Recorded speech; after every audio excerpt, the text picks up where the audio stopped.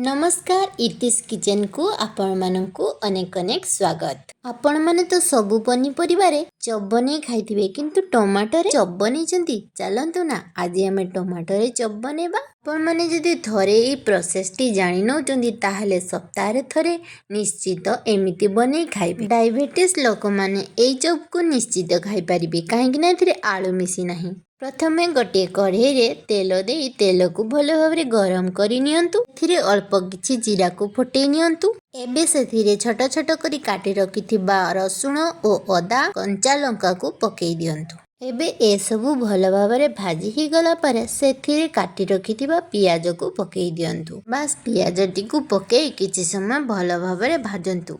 भजाटी टिके हेगला परे छोट छोट करी काटी रखिथिबा टमाटो को पकेई दियंतु ओ सेथिरे स्वाद अनुसार लूण हळदी गुंड ओ लंका गुंड को मध्य पकेई भल भावरे कसंतु। टमाटो टी सिजिबा पई किछि टाइम न नबा पई आमे सेतिरे भल भावरे सिजिबा पई घोडणी देई दबा। किछि समय घोडणी देई भल भावरे सिजी दियंतु।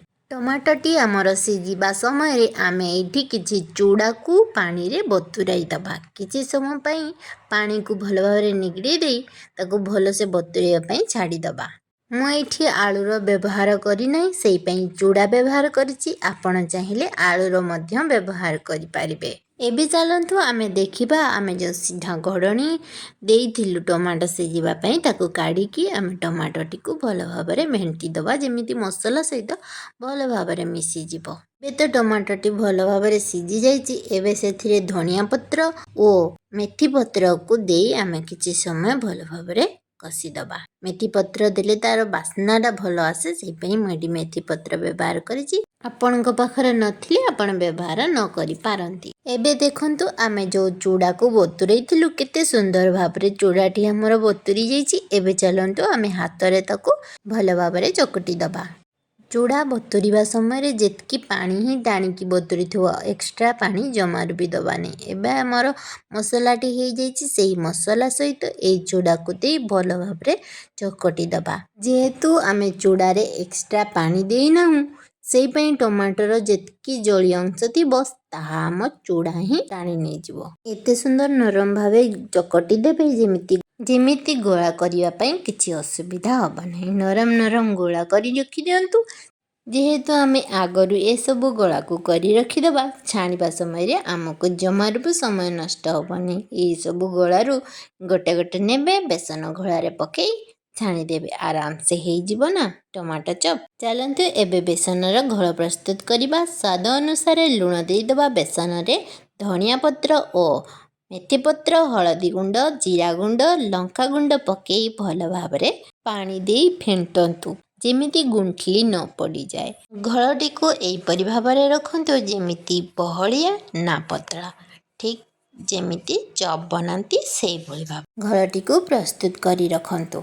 नमस्कार चप बनेबा पूर्व गोटे छोटिया रिक्वेस्ट चैनल टी रे नुआ थिले चैनल टी को सब्सक्राइब करि नियंतु। एबे तो घोळ प्रस्तुत हो जाइछि। एबे चलंतु आमे गोटी गोटी करी सबु बनै रखिथिबा गोल गुडी को चप बनै दबा। हाँ चप बनेबा पई आमे प्रथमे कढ़ई रे तेल देई तेलटी को भल भावरे गरम करि नबा। एबे तो तेलटी हमर गरम हेबा को आरंभ करूछि। आमे गोल करी रखिथिबा गोळा गुडी को हल्का चेप्टा करी सेही बेटर रे पकेई कढ़ई रे तेल ताती गले गोटे गोटे करी चप को पकेई छाणी नबा। देखंतु केते सुंदर भावरे हमर चप गुडी को झटफट भावरे बनी जाउछि। खाली देखिले हबनी सांग माने थरे निश्चित बनै घरे खांतु ओ अन्य मानकु खुआंतु। केमिति लागिला से अनुभूति को मो सहित शेयर करबा को जमार भी भूलिबेनी। हाँ एबे मोर ए भिडियोटी आपनको केमिति लागिला गोटे लाइक करी जणे दियंतु। हाँ सांग माने ए चपटी ऊपर को क्रिस्पी आ भीतर बहुत नरम। टिके खाली वेट करंतु ए सब छाणी सारी मु आपनको भांगी की मध्य देखेबी केमिति हेइची। देखंतु सांग माने जेहेतु मु गोळा करी रखि देइतली सेही पई मते छाणीबा पई बेसी समय लागु नाही। झटपट सब गोटे गोटे नउची बेटर रे पकेई गोटी गोटी करी छाणी दउची। देखंतु केमिति बनी जाउची मोर टमाटो चप। एबे एठी तो मु सब चप छांकु थिबी किंतु आपनको जेहेतु मु कथा देइची जे आपनको मु भांगी की देखेबी ଏବେ ଏସବୁ ଛଙ୍କା ହେଇଗଲାଣି। ଏବେ ଚାଲନ୍ତୁ ଭାଙ୍ଗିକି ଦେଖେଇବା ସମୟ ଆସେ। ଯେହେତୁ ନିଜେ ବନେଇ ନିଜେ କ୍ୟାମେରା ଧରୁଛି ଟିକେ ଅସୁବିଧା ହେଉଛି, କିନ୍ତୁ ମୁଁ ଦେଖେଇବି। ଦେଖନ୍ତୁ କେତେ ସୁନ୍ଦର ଭାବରେ ଭାଙ୍ଗିବି ହାତରେ। ଆଉ ଭିତର କେତେ ନରମ ଦେଖନ୍ତୁ। ମନ ହେଉଛି ନା ଏଥିରୁ ଗୋଟେ ନେଇ ଖାଇଦେବା ପାଇଁ। ପ୍ରୋସେସ୍ ତ ମୁଁ ଆପଣମାନଙ୍କୁ ବତେଇଦେଲି, ନିଜେ ଘରେ ବନେଇକି ଖାଆନ୍ତୁ, ଦେଖିବେ ବହୁତ ସୁନ୍ଦର ଲାଗିବ। ଆଚ୍ଛା କହିଲେ ଦେଖି, କାହାକୁ ଏ ଟମାଟୋ ଚପ୍ ଖାଇବାକୁ ମନ ହେଉଛି କମେଣ୍ଟ କରି ଜଣାନ୍ତୁ। ଆଶା କରୁଛି ଭିଡ଼ିଓଟି ଆପଣମାନଙ୍କୁ ଭଲ ଲାଗିଥିବ। ଆଜି ପାଇଁ ତ ସମୟ ହେଇଯାଇଛି, ବିଦାୟ ନେବାକୁ ତ ପଡ଼ିବ। ପୁଣି ଆସିବି ଗୋଟିଏ ନୂଆ ରେସିପି ନେଇ। ସେ ପର୍ଯ୍ୟନ୍ତ ବିଦାୟ ଦିଅନ୍ତୁ।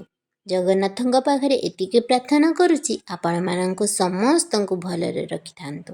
ରହିଲି, ଧନ୍ୟବାଦ। ଯଦି ଭିଡ଼ିଓଟି ଆପଣମାନଙ୍କୁ ସତରେ ଭଲ ଲାଗିଥିବ, ଅନ୍ୟମାନେ ଶିଖନ୍ତୁ ବୋଲି ଭାବୁଥିବେ, ତାହେଲେ ଗୋଟିଏ ସେୟାର ନିଶ୍ଚିତ କରିଦେବେ। ଜୟ ଜଗନ୍ନାଥ। ନିଜର ଯତ୍ନ ନିଅନ୍ତୁ। ଧନ୍ୟବାଦ।